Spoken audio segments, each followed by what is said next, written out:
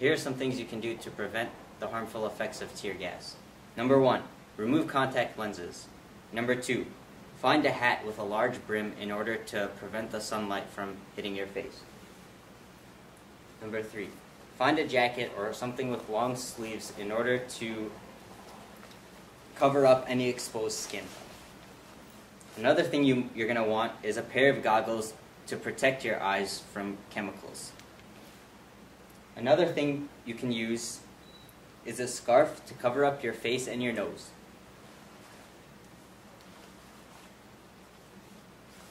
The last thing you're going to want is a pair of gloves in order to protect your hands, and in case you have to pick up a canister, these will protect you from getting burned. Alright, here are some household items that can help reduce the symptoms of tear gas. First off, you're going to want to have a cloth or a rag that you will cover in these household items to help relieve the symptoms. The first household item we have is vinegar. You're going to want to cover your rag in vinegar and then store it in a plastic bag.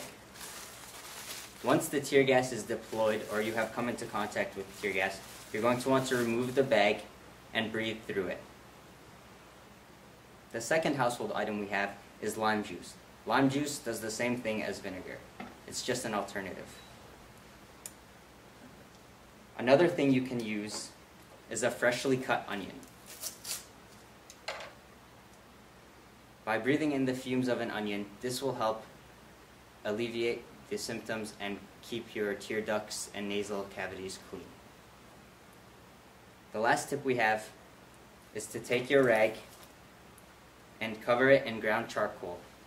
Once the ground charcoal is in the rag, dampen it and then breathe through that. That will act as a filter.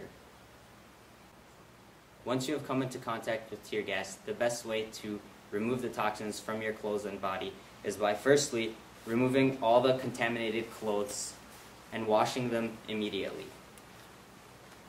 The next thing you can do is, once you get home, take a shower and clean your body vigorously. Alright, some things to remember.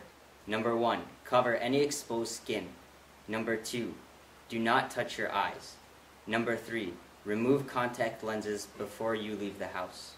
Number 4, if you come into contact with a canister, either kick it out of your way or use a protective glove to throw it.